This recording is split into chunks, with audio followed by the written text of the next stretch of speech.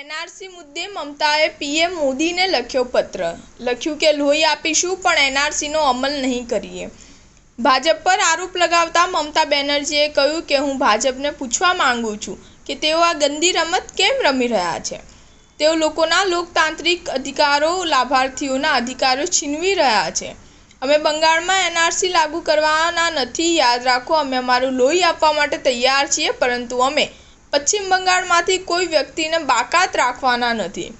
CM મમતા બેનર્જીએ કહ્યું કે જેમના નામ હટાવવામાં આવી રહ્યા છે તેમને અમે અલગ કાર્ડ આપીશું અને અમે કોઈ ગરીબ સાથે ખોટું નહીં થવા દઈએ। મમતાએ કહ્યું કે અમે પશ્ચિમ બંગાળ સરકારનું આધાર ફરિયાદ પોર્ટલ નામનું પોર્ટલ તૈયાર કરવામાં આવ્યું છે, જે લોકોના આધાર કાર્ડ નિષ્ક્રિય કરવામાં આવ્યા છે તેઓએ અમને શક્ય તેટલી વહેલી તકે જણાવવું જોઈએ, જેથી તેઓ તેમના લોકશાહી, સામાજિક અને આર્થિક અધિકારોનો ઉપયોગ કરવાનું ચાલુ રાખી શકે।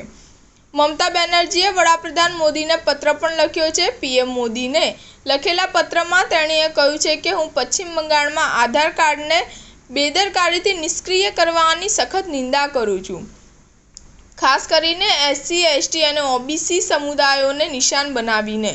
મમતાએ કહ્યું કે આપણે બધા ભારતના નાગરિક છીએ અને દરેક નાગરિક પશ્ચિમ બંગાળ સરકારની કલ્યાણકારી યોજનાઓનો લાભ મેળવી શકે છે, પછી ભલે તેની પાસે આધાર કાર્ડ હોય કે ન હોય।